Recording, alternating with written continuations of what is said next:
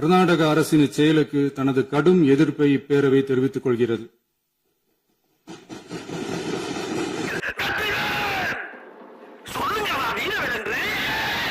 Hi hello வணக்கம் மக்களே. So இந்த வீடியோவில் நம்ம என்ன பார்க்க போகிறோம்னா, நேற்றுக்கான சட்டமன்றத்தை நீங்கள் வந்து பார்த்துருப்பீங்கன்னு நான் நினைக்கிறேன். பட் முழுசாக பார்த்துருப்பீங்களான்னு கேட்டால் எனக்கு தெரிஞ்சு அது இல்லைன்னு தான் சொல்ல முடியும். ஏன் சொல்கிறேன் அப்படின்னா, ஃபுல்லாக நாங்கள் வந்து லைவ் காட்டுவோம், ஃபுல்லாக நேரலை காட்டுவோம்னு சொல்லி பயங்கரமாக பேசிக்கிட்டு இருந்தார் ராஜ்மோகன். ஆனால் பார்த்தீங்க அப்படின்னா பாதியில் நிப்பாட்டிட்டாங்க. என்ன பழக்கம் இது? ஆனால் பாதியில் நிப்பாட்டினதுக்கு முக்கியமான காரணம் என்ன அப்படின்னு பார்த்தீங்க அப்படின்னா, விஜய் பேசாதது தான் முக்கியமான காரணம் அப்படின்ற மாதிரி ஒரு பக்கம் போயிட்டுருக்கு. ஸோ அது என்னன்றதை பார்க்க போகிறோம். அது மட்டும் கிடையாது, நேத்திக்கான சட்டமன்றத்தில் பார்க்கும்போது உண்மையிலே சொல்கிறேங்க, விஜயை பார்க்கும்போது எனக்கு பாவமாக இருக்குது. ஏன் சொல்கிறேன் அப்படின்னா, மனுஷன் எதுவும் பேசவும் மாட்டேங்கிறாரு. அங்கேருந்து ஏதாச்சும் ஒரு கேள்வி கேட்டாங்கன்னா பதிலும் சொல்ல மாட்டேங்கிறாரு. அதாவது நார்மலாக அந்த பேப்பரை வச்சு படிக்கிறதுக்கு மட்டும்தான் அவர் வந்து வந்திருக்காரு அப்படின்ற மாதிரி ஒரு விஷயம் வந்து இதாகிட்டு இருக்கு. ஏன் சொல்கிறேன் அப்படின்னா, முதல்வர் அப்படின்னா இதுக்கு முன்னாடி இருந்த முதல்வர்களாக நீங்கள் நிறைய பார்த்துருந்தீங்கன்னா, ஜெயலலிதா இருக்கட்டும், கலைஞராக இருக்கட்டும், இன்னும் நிறைய பேர் இருந்திருக்காங்க, எம்ஜிஆர், அது மாதிரி நிறைய பேர் இருந்திருக்காங்க. பட் சட்டசபைக்கு போனதுக்கப்புறம் சட்டமன்றத்தில் ஒருத்தவங்க கேள்வி கேட்குறாங்க அப்படின்னா அதுக்கு கவுண்டர் கொடுக்குற மாதிரி அது எதிர்த்தரப்புல இருந்து ஆளுங்கட்சியாக இருக்கக்கூடியவங்க பதில் சொல்லித்தான் ஆகணும். ஏன்னா எதிர்கட்சிக்கிட்ட அந்த பவர் கிடையாது. பட் ஆளுங்கட்சிக்கிட்ட அந்த பவர் இருக்குது, அதிகாரத்தை செயல்படுத்தக்கூடிய. அப்போது அதிகாரத்தை நீங்கள் எப்படி செயல்படுத்துறீங்க அப்படின்ற மாதிரி எதிர்கட்சி கேள்வி கேட்டாங்க அப்படின்னா அதுக்கு பதில் சொல்லக்கூடிய இதில் வந்து முதல்வர் அப்படின்றவர் ஒருத்தர் இருக்கணும். அந்த முதல்வர் அப்படின்றது வந்து அவர் தான்ப்பா அப்படின்ற லெவலுக்கு இருக்கணும். ஆனால் இங்கே இருக்கிற இப்போ நடந்துக்கிட்டு இருக்கிற சட்டமன்றத்தில் பார்த்தீங்கன்னா முதல்வர் பேசவே மாட்டேங்கிறாரு, எதுவுமே பேச மாட்டேங்கிறாரு. ஒரு மாதிரி உட்காந்துக்கிட்டு இருக்கு, மனுஷன் ஒரு மாதிரி உட்காந்துக்கிட்டு இருக்காரு, ஏதோ பறி கொடுத்த மாதிரி உட்காந்துட்டு இருக்காருங்க. அவரை உண்மையிலே சொல்லும்போது அவர் பார்க்கும்போது ஏதோ வேண்டா வெறுப்பாக உட்காந்துக்கிட்டு இருக்கோம் அப்படின்ற மாதிரி தான் தோணுது. ஏன்னா அவர் முகத்தை பார்க்கும்போது அவர் ஏன்டா வந்து இங்கே உட்காந்தோம், என்னையா சும்மா நான் பாட்டு நடிச்சுக்கிட்டு இருந்தேன், என்னைய வந்து பாடாப்படுத்தி நீங்கள் வந்து கட்சி ஆரம்பிங்க, இது பண்ணுங்கன்னு சொல்லி ஜெயிக்கவும் வச்சுட்டாங்க மக்கள். இப்போ வந்து உட்காந்துக்கிட்டு அவன் என்ன இருக்கிறவெல்லாம் இஷ்டத்துக்கு கேள்வி மேலே கேள்வியாக கேட்குறான், இதுக்கு நான் என்னத்தை பதில் சொல்கிறது அப்படின்ற மாதிரி தான் உட்காந்துக்கிட்டு இருக்கிற மாதிரி தான் இருக்குது. ஸோ இன்றைக்கி நேற்றுக்கு நடந்த விஷயத்தில் ஒன்று ரெண்டு மேலோட்டம் ஃபஸ்ட்டு பார்த்துட்டு அதுக்கப்புறம் ஃபுல்லாக என்னன்றதை பார்ப்போம். ஒன்று ராஜ்மோகன் அவர்கள் பேசியிருக்காரு, இன்னொன்று பார்த்திங்க அப்படின்னா ஆதவ அர்ஜுனா. இவங்க ரெண்டு பேர் தான் பார்த்திங்க அப்படின்னா நேத்திக்கான இதில் எதிர்வாதமாக வச்சு பேசினதில் அவங்க ரெண்டு பேர் மட்டும் தான் பேசியிருக்கிற மாதிரி ஒரு விஷயம் வருது. ஸோ நார்மலாக பார்த்திங்க அப்படின்னா நேரலை கட்டானதை பற்றி பேச போகிறோம். இன்னொன்று மேகதாது அணை பற்றி அவங்க எடுத்திருக்கிற தீர்மானத்தை பற்றி பேச போகிறோம். அண்ட் டிஎம்கே எதிர்கட்சியாக இருக்கக்கூடிய டிஎம்கே எதுக்கு இந்த மாதிரி கேவலமான பொழப்பு அப்படின்ற மாதிரி தான் தோணுது. அது என்னன்றதை இந்த வீடியோவில் எல்லாத்தையுமே தெளிவாக பார்க்க போகிறோம். ஸோ வீடியோ பார்க்கணும்னா நம்ம சேனல் ஃபஸ்ட் டைம் பார்க்குறீங்க அப்படின்னா ஒரு லைக் ஒரு சப்ஸ்கிரைப் பண்ணிங்க, அப்போ தான் நிறைய பேருக்கு நம்ம வீடியோ சஜஷன் ஆகும். வாங்க வீடியோக்குள்ளே போகலாம். ஆரம்பிக்கலாங்களா? ஃபஸ்ட்டு நம்ம என்ன பேச போகிறோம்னா மேகதாது அணையை பற்றி. அதுக்கு அதாவது மேகதாது அணையை வந்து கட்ட போகிறாங்க, அதை வந்து கட்டக்கூடாது அப்படின்ற மாதிரி ஒரு தீர்மானம் வந்து நேற்றுக்கான சட்டசபையில் வந்து இது பண்ணாங்க. பட் இந்த ஒரு விஷயத்துக்கு எல்லா கட்சிகளுமே நாங்கள் ஒரு மனதாக நாங்கள் வந்து அதை வந்து ஆதரிக்கிறோம் அப்படின்ற மாதிரி எல்லாருமே சொன்னாங்க.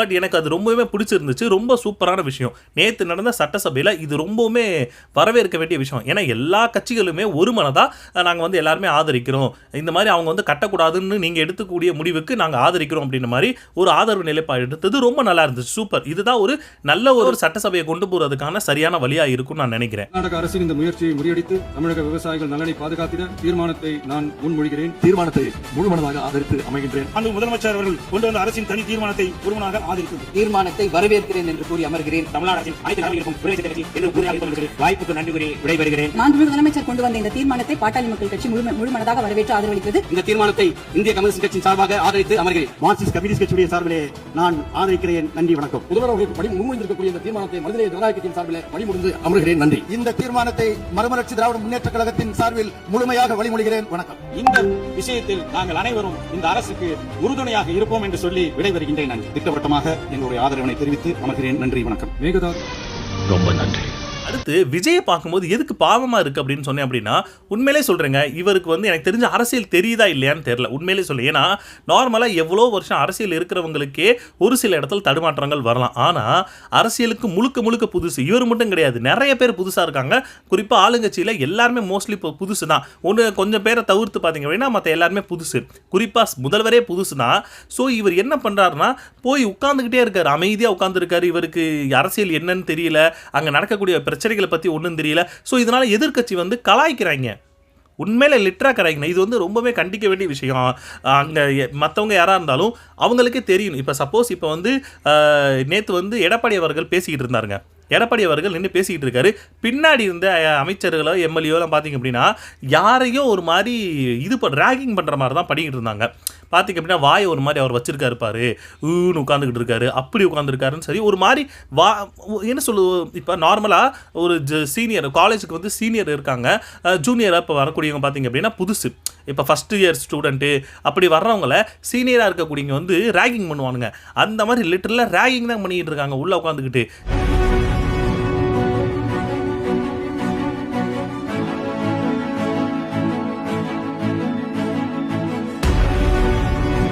இது சட்டமன்றமா இல்லை என்னன்னு எனக்கு சத்தியமாக புரியவே இல்லை.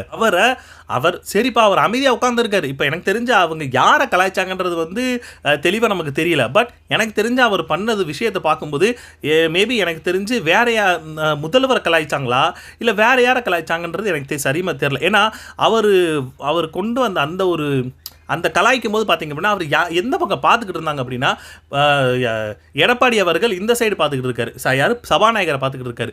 பட் இவங்க பார்க்குறது வேற யாரையோ பார்த்துக்கிட்டு இருக்காங்க. ஏன்னா சபாநாயகர் பக்கத்தில் தான் முதல்வர் உட்காந்துக்கிட்டு அப்படி இருந்தாங்கன்னா இவங்களுடைய பார்வை எடப்பாடி பழனிசாமி அந்த இவங்களுக்கு போயிருக்கும். பட் இவங்க இந்த பக்கம் உட்காந்துக்கிட்டு வேற யாரையோ பார்த்துக்கிட்டு இருக்காங்க. மேபி அங்கே உட்காந்து இருக்கிற அமைச்சர்களையோ இல்லை எம்எல்ஏ யாரோ பண்ண விஷயத்த பண்ணியிருப்பாங்கன்னு நான் நினைக்கிறேன். அதை இவங்க வந்து ஒரு மாதிரி ரேகிங் பண்ணுற மாதிரி பண்ணாங்க. பட் இதுவுமே தப்பு தான். ஏன்னா இவங்க தான் சொல்லுவாங்க சட்டமன்றத்துக்குள்ளே இந்த மாதிரி இருக்கக்கூடாது, அப்படி இருக்கக்கூடாது. ஏன்னா இப்போ இதுக்கு முன்னாடி சட்டமன்றத்தில் எப்படி இருக்கணும்னு சொல்லி தாவேக்காரங்களுக்கு வந்து அவங்க வந்து பயிற்சி வகுப்பும் அப்படிலாம் எடுத்தாங்க. எனக்கு தெரிஞ்சு அந்த பயிற்சி வகுப்பு திமுகவில் இருக்க அது அவங்க திமுகவா அதிமுகவான்னு சரியாக தெரிலைங்க, திமுக தான் நினைக்கிறேன். திமுகவில் இருக்கக்கூடியவங்களுக்கு அந்த ஒரு பயிற்சி வகுப்பு எடுத்தால் நல்லா இருக்கும்னு தோணுது. ஏன்னா இந்த மாதிரியெல்லாம் பண்ணிகிட்டு இருக்காங்க. நேற்று நேரலை வந்து நின்று போச்சுங்க. ராஜ்மோகன் பயங்கரமாக பேசிக்கிட்டு இருந்தார், நேற்று பார்த்துருப்பீங்க. அதாவது முதல் நாள் ஆளுநர் உரைன்னு ஒன்று வந்துச்சு பார்த்தீங்களா, அந்த டைம் பீரியடில் ராஜ்மோகன் பயங்கரமாக பேசினார். அதாவது இத்தனை வருஷமாக நிறுத்தி வைக்கப்பட்டிருந்த நேரலையை எங்களுடைய முதல்வர் எங்களுடைய ஆட்சியில் பார்த்தீங்க அப்படின்னா அதை நாங்கள் செஞ்சு காட்டியிருக்கோம்னு சொன்னாங்க. ஆனால் எது வரைக்கும் செஞ்சு காட்டியிருக்கீங்கன்றது தான் முக்கியமான விஷயம். அது பாதியிலே ஓடிட்டே இருக்கும்போது பார்த்தீங்க அப்படின்னா பாதியிலே அது கட் ஆயிருச்சு.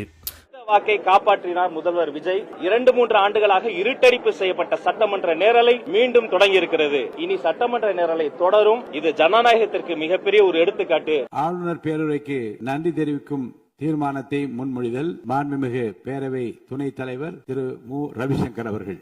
மாண்புமிகு பேரவைத் தலைவர் அவர்களே, சரியான ஐடியாடா. இப்பத்தே என் வாழ்க்கையில ஏதோ ஒரு மூலையில ஒளி தெரியுதுடா. சரித்தே பாதியில் கட் ஆயிருச்சு. ராஜ்மோகன் பேசுனது அங்கே அந்து போச்சு அவர் பேசுனது. ஏன்னா நாங்கள் வந்து எல்லாத்தையும் ஜனநாயகத்தோட இது ஜனநாயக முறைப்படி எல்லாம் பண்ணிகிட்டு இருக்கோம் அப்படின்னு மாதிரிலாம் பேசிக்கிட்டு இருந்தார். ஆனால் நேரலைன்னு சொல்லிக்கிட்டு இருந்தால் அந்த விஷயம் பார்த்தீங்க அப்படின்னா அடுத்த நாளே கட் ஆகி போச்சுன்னா அப்போ எந்த இடத்துல நீங்கள் அதை வந்து செயல்படுத்திருக்கீங்கன்ற மாதிரி ஒரு கேள்வி தான் வந்துகிட்டு இருக்கு. அடுத்து பார்த்தீங்க அப்படின்னா நான் ஏற்கனவே சொன்னேன், இவங்க எல்லாருமே புதுசு ஆட்சிக்கு, அதாவது ஆளுங்கட்சியாக இருக்கக்கூடியவங்கள நிறைய பேர் புதுசு. ஆனால் அங்கே இருக்கிறதுல கொஞ்சம் பேர் பார்த்தீங்க அப்படின்னா பழைய ஆளுகளும் இருப்பாங்க. ஆனால் பழைய ஆளுகளுக்கு எதுக்காக அந்த ஒரு விஷயம் தோணலை என்ன அப்படின்னா, எல்லாருமே பார்த்தீங்க அப்படின்னா இப்போ விஜய் அவர்கள் வந்து உரை நிகழ்த்திக்கிட்டு இருக்காரு. குறிப்பாக மேகதாதானியை பற்றி ஒரு தீர்மானத்தை பண்ண போகிறோம் அப்படின்ற மாதிரி ஒரு விஷயத்தை அவர் வந்து பேசிக்கிட்டு இருக்காரு. பேசிக்கிட்டு இருக்கும்போது எந்த இடத்துல அவர் வந்து நல்லா பேசியிருக்காரு, அதாவது அந்த விஷயத்தை வந்து பேசியிருக்காரு அப்படின்றத கவனித்து அதுக்கு ஏற்ற மாதிரி அதுக்கு வந்து நாங்கள் வந்து சூப்பராக பேசியிருக்கீங்க அப்படின்ற மாதிரி மேசையை தட்டுவாங்க. ஆனால் யாருமே பார்த்தீங்க அப்படின்னா எந்த இடத்துலையுமே அந்த டைம் பீரியடில் அவர் பேசிகிட்டு இருக்கும்போது பார்த்தீங்க அப்படின்னா யாருக்குமே ஒரு விஷயமே தெரில. ஐயோ இந்த இடத்துல பேச தட்டணும்னு கூட தெரில. இந்த விஷயத்த சபாநாயகர் வந்து சும்மா மண்ணு மாதிரி உட்காந்துக்கிட்டு இருக்காம மேதையை தட்டுங்கன்னு சொல்லி அவர் சைகை பண்ணதுக்கு அப்புறம் எல்லாரும் தட்டிக்கிட்டு இருக்காங்க. இல்லாமலும் மேற்கொள்ள கூடாது என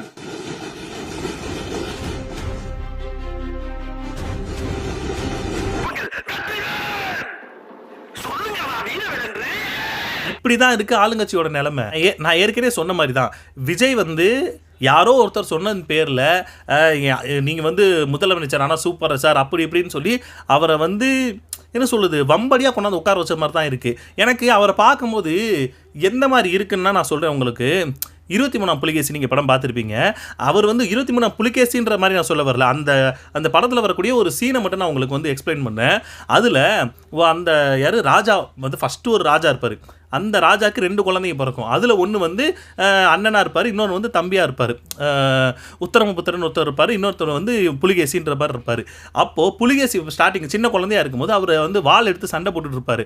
டக்குன்னு அங்கேருந்து வந்த ராஜகுமார், அதாவது அவர் பேர் வந்து அங்கே இருக்கக்கூடிய அந்த ராஜகுரு வந்து அந்த ராஜாவாக இருக்கக்கூடிய குழந்தையார் ராஜாவாக இருக்கக்கூடிய அந்த பையன் கையிலேருந்து அந்த வாளை பிடிங்கிட்டு கிளுகிழப்பைய கையில் கொடுத்து விட்டுருவாப்புல. அப்படி கொடுத்துருவாப்புல. அந்த மாதிரி தான் எனக்கு தெரிஞ்சு இப்போ நடந்துக்கிட்டு இருக்கோம் அப்படின்ற மாதிரி தோணுது. ஏன்னா எல்லா பொறுப்புமே விஜய் அவர்களுக்கு இருக்குது. அதாவது விஜய் வந்து பெரிய ஆக்டர், எல்லாமே சூப்பர். ஆனால் இப்போ அவர் நார்மலாக பார்த்தீங்க அப்படின்னா அதுக்கான ஒரு இது வந்து சினிமா தான். அந்த சினிமாவில் கொடி கட்டி பறந்துக்கிட்டு இருக்காரு.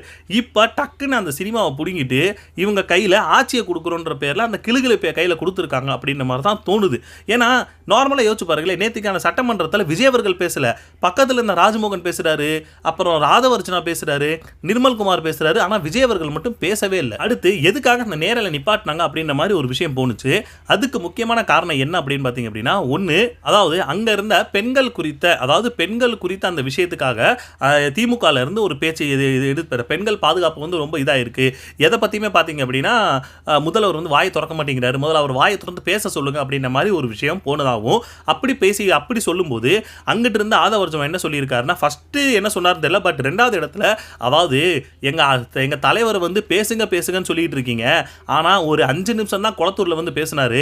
அதுக்கே இப்போ பார்த்தீங்க அப்படின்னா உங்களுடைய ஸ்டாலின் அவர்கள் வந்து வீட்டில் உட்காந்துக்கிட்டு இருக்காரு அப்படின்ற மாதிரி ஏதோ ஒரு வார்த்தை விட்டார் போல இருக்கு. நேரத்திற்கு முன்னர் தமிழ்நாட்டில் பல்வேறு சட்டம் ஒழுங்கு பிரச்சனைகள் இருக்கிறது. எந்த பிரச்சனை நடந்தாலும் வானமே இடிந்து விழுந்தாலும் தமிழ்நாட்டு முதலமைச்சர் ஜோசப் விஜய் வாய் திறப்பதே இல்லை என திமுகவின் சட்டமன்ற உறுப்பினர் நாகர்கோயில் தொகுதியை சேர்ந்த ஆஸ்டின் அவர்கள் பேச, அப்போது குறுக்கிட்ட பொதுப்பணித்துறை அமைச்சர் ஆதவர்ஜன் அவர்கள் எழுந்தார். எங்கள் முதலமைச்சருக்கு எப்போது பேச வேண்டும், என்ன பேச வேண்டும் என்பது குறித்தெல்லாம் தெரியும், அதை நீங்கள் சொல்ல வேண்டிய அவசியம் கிடையாது. குளத்தூரில் எங்கள் முதலமைச்சர் 5 நிமிடம் தான் பேசினார், அதுக்கே குளத்தூரில் என்ன நடந்தது என்று உங்களுக்கு எல்லாம் தெரியும் என்று அவர் பேச, அப்படி விட்டதுக்கு அங்கிட்டு இருந்து பயங்கரமான எதிர்ப்பு தெரிவிக்கும் போது நல்லா கவனிச்சு பார்த்தீங்கன்னா திமுக சைட்ல இருந்து அவங்க எந்திரிச்சு வாயில கெட்ட வார்த்தையா பேசுறாங்க. எனக்கு அப்படிதான் அந்த இதில் பண்ணி வேணா கிளிப் வேணா உங்களை போட்டு காட்டுறேனே. அதுல ஒருத்தர் எந்திரிச்சு நின்றுக்கிட்டு ரொம்ப தகாத வார்த்தையை வந்து பேசின மாதிரி தான் இருந்துச்சு. அந்த அவருடைய வாய் அந்த லிப்ஸ் மூமெண்ட்டை பார்த்தீங்க அப்படின்னா அவர் அந்த ஏதோ ஒரு தப்பான வார்த்தையை சொன்ன மாதிரி தான் இருந்துச்சு. இதை கேட்டுக்கிட்டு தாவேகா தரப்புல இருந்து ராயபுரத்தை சேர்ந்த ஏதோ ஒரு எம்எல்ஏ பார்த்தீங்க அப்படின்னா அடிக்கிறதுக்கு ஓடி வந்தார். அங்கேருந்து அவர் வந்து பின்வரிசையில் உட்காந்துக்கிட்டு இருந்தார், அடிக்கிறதுக்கு ஓடி வந்தாருன்ற மாதிரி ஒரு விஷயம் நியூஸில் போயிட்டு இருந்துச்சு. சிவசங்கர் உள்ளிட்ட பல திமுக சட்டமன்ற உறுப்பினர்கள் எழுந்து நின்று அவர்கள் ஆவேசமாக தமிழக வெற்றி கழகத்தினரை நோக்கி கத்த ஆரம்பித்தார்கள். இறுதியில ராயபுரத்தை சேர்ந்த எம்எல்ஏ, தமிழக வெற்றி கழகத்தின் ராயபுரம் எம்எல்ஏ அடிக்க பாய்வது போல கடைசி வரிசையிலிருந்து முன்னோக்கி அவர் ஓடி வந்தார். கடும் அமளி ஏற்பட்டது. ஸோ இந்த ஒரு காரணத்துக்காக தான் நேரலை நிப்பாட்டிட்டோம் அப்படின்ற மாதிரி ஒரு விஷயம் சொன்னாங்க. என்ன கேட்குறேன் அப்படின்னா, எல்லாருமே விஜய பேசதான் சொல்லிட்டு இருக்காங்க. இப்போ நாமளுமே அதுதான் சொல்லிட்டு இருக்கோம். முதல்வர் எதுக்காக பேசவே மாட்டேங்கிறாரு? சப்போஸ் அவருக்கு பேச தெரியலையா, இல்ல பேச தெரிஞ்சு வேணுக்குனே உட்கார்ந்துட்டு இருக்காரா, இல்ல இவங்க கிட்டலாம் நாங்க எதுக்கு பேசிக்கணும் அப்படின்ற நிலைமையில உட்கார்ந்துட்டு இருக்காரான்னா இப்போ வரைக்குமே தெரியவே இல்லை. அடுத்து பாத்தீங்க அப்படின்னா இன்னொரு விஷயம், அதாவது சட்டமன்றத்தில் போய் அட்லி படத்தை பத்தி எல்லாம் பேசிக்கிட்டு இருக்காங்க. என்ன அப்படின்னா, அதாவது சிவசங்கரன் சொல்லக்கூடிய அந்த அதாவது இப்போ ஆளுநர் உரை வந்து நேற்று வந்து நிகழ்த்தினாங்க, யாருமே பார்த்துருப்பீங்க. ஆளுநர் உரை நிகழ்த்தினதில் அந்த இடத்துல அவர் என்ன சொல்லியிருக்காருன்னா, அதாவது அட்லி படம் வந்து நிறைய நல்ல படங்களாக எடுத்து அதுலேருந்து சில காட்சிகள்லாம் உருவி அவர் ஒரு படமாக அவர் ஒரு படம் கொடுப்பாரு.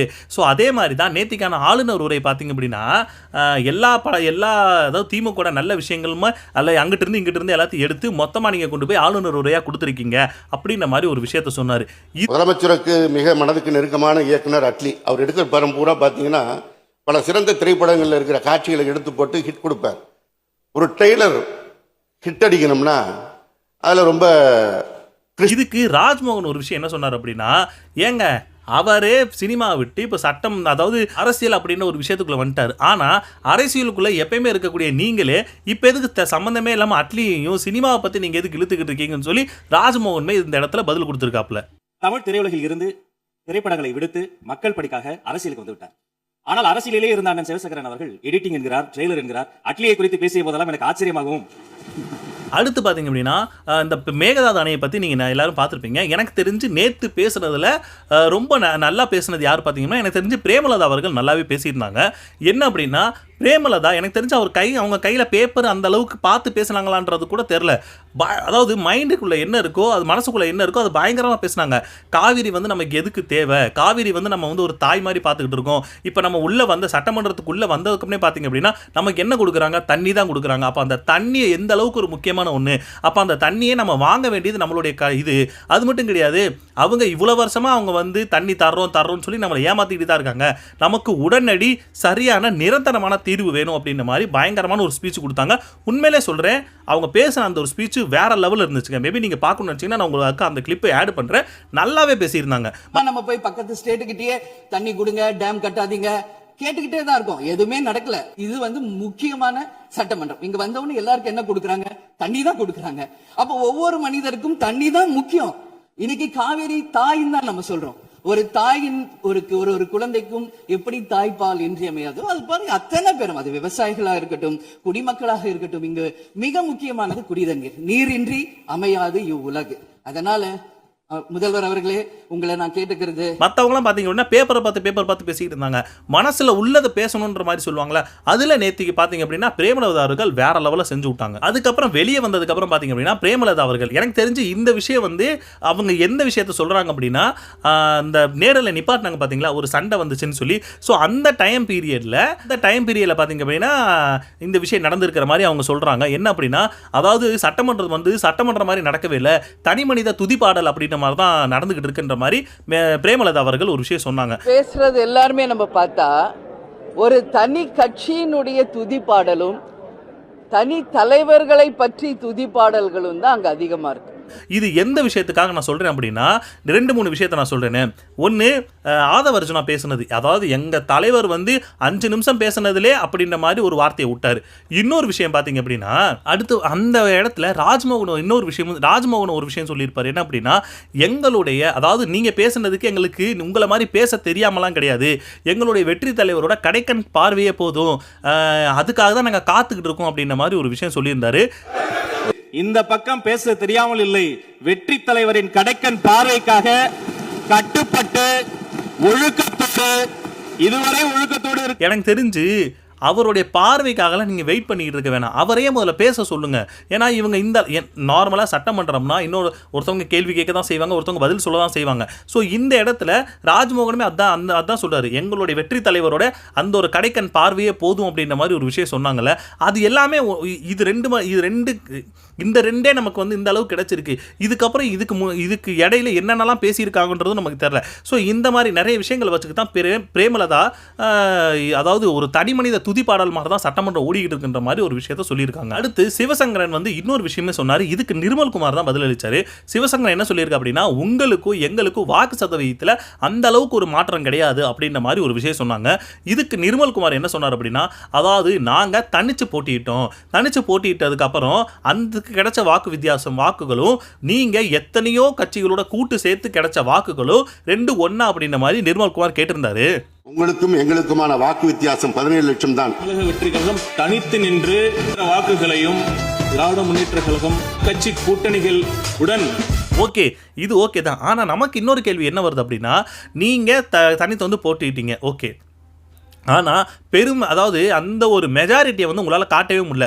அப்போ அந்த மெஜாரிட்டியை காட்டணும் அப்படின்றதுனா இன்னொரு கட்சியோட தயவு இருந்தால் மட்டும்தான் நாங்கள் வந்து நீங்கள் வந்து ஆட்சி அமைக்க முடியுன்ற நிலைமையில் நீங்கள் வந்து இப்போ ஆட்சி அமைச்சிங்க. அப்போ உங்களுக்கும் ஒரு கூட்டணி அப்படின்றது வந்து தேவையாக தான் இருந்துச்சு.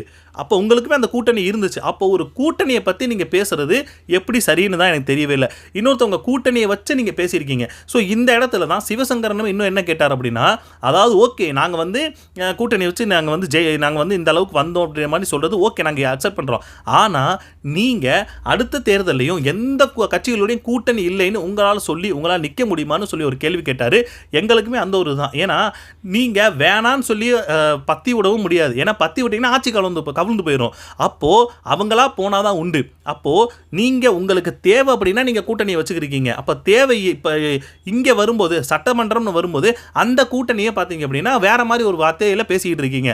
இது எந்த அளவுக்கு சரின்னு எனக்கு புரியவே இல்லை. நீங்கள் கூட்டணியில் இருந்துக்கிட்டு அந்த கூட்டணி கட்சியை பற்றியே பேசிக்கிட்டு இருக்கீங்க. பேரவைத் தலைவர்களே, மாண்புமிகு மக்கள் நல்வாழ்வுத்துறை அமைச்சர் சொன்ன கருத்துக்கள் சரிதான். நீங்கள் தனியாக நின்ற பெற்று வாக்குகள். ஆனால் வரும் காலத்திலும் நாங்கள் தனியாக நிற்போம், தனியாக வாக்குகளை பெறுவோம் என்று நீங்கள் சொல்ல தயாரா? ஸோ இந்த விஷயத்துக்கு ராஜ்மோகன் எந்திரிச்சு பதில் சொல்றாரு. உண்மையிலே சொல்றேன், அவர் கேட்ட கேள்விக்கும் ராஜ்மோகன் சொன்ன பதிலுக்கும் உண்மையிலே சொல்றேன், எனக்கு தெரிஞ்சு இந்த மனுஷன் போற இடமெல்லாம் இப்படி தான் பேசிக்கிட்டு இருக்காரு போல.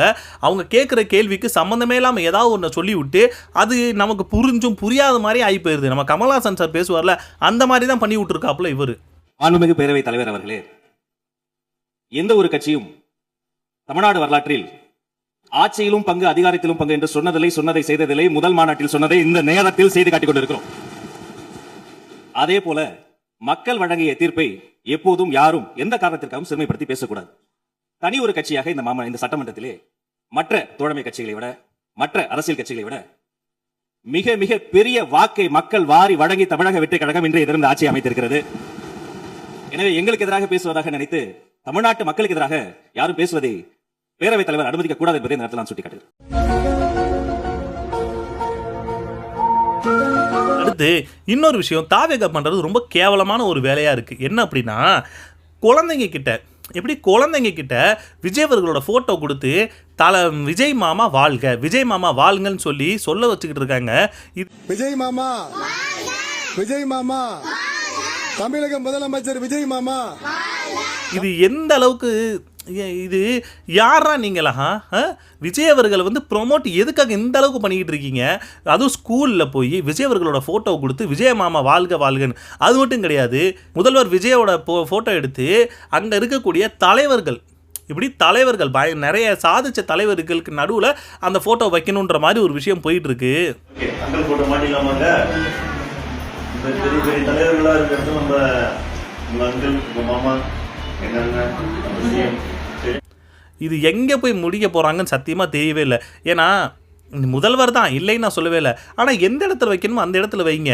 ஆனால் இப்போ விஜய் அவர்கள் நார்மலாக யோசிச்சு பாருங்கள், விஜய் அவர்கள் இப்போ முதல்வராக பார்த்துக்கிட்டு இருக்காங்களா, நடிகராக பார்த்துக்கிட்டு இருக்காங்களா? எனக்கு தெரிஞ்சு இப்போ யாருமே முதல்வராக பார்க்குறாங்களான்றது ரொம்ப கஷ்டம் தான். ஏன்னா அவர் ஒரு பயங்கரமான ஒரு நடிகர் தடிப்பு துறையில் பயங்கரமாக சாதிச்சிருக்காருன்னு கூட சொல்லுங்கள். ஆனால் முதல்வராக இப்போ தான் வந்திருக்காரு. இப்போ வந்தவரை நீங்கள் நிறைய அரசியலில் சாதிச்ச அவங்களோட ஃபோட்டோக்கு நடுவில் வைக்கணும் அப்படின்ற மாதிரி சொல்கிறதெல்லாம் எப்படி சரின்னு தெரியவே இல்லை. அது மட்டும் கிடையாது, இவங்களோட அந்த ஒரு அரசியல் இது பார்த்திங்க அப்படின்னா ரொம்பவுமே வேறு மாதிரி இருக்குது. குழந்தைங்கிட்ட இது பண்ணுறது, குழந்தைங்கிட்ட கேம்பெயின் பண்ணுறது, குழந்தைங்கிட்ட பண்ணக்கூடாதுன்ற மாதிரி தான் சொல்லியிருக்கு கோர்ட்டு. ஆனாலும் பார்த்திங்கன்னா மறுபடியும் அதான் பண்ணிக்கிட்டு இருக்காங்க. என்ன சொல்கிறதுன்னு சத்தியமாக தெரியவே இல்லைங்க. ஸோ அவ்வளோதாங்க. நீங்கள் என்ன நினைக்கிறீங்க? உங்களுடைய கருத்துக்களை பதிவு பண்ணுங்கள், நான் பார்த்து தெரிஞ்சுக்கிறேன். அடுத்த வீடியோவில் பார்ப்போம். பாய்.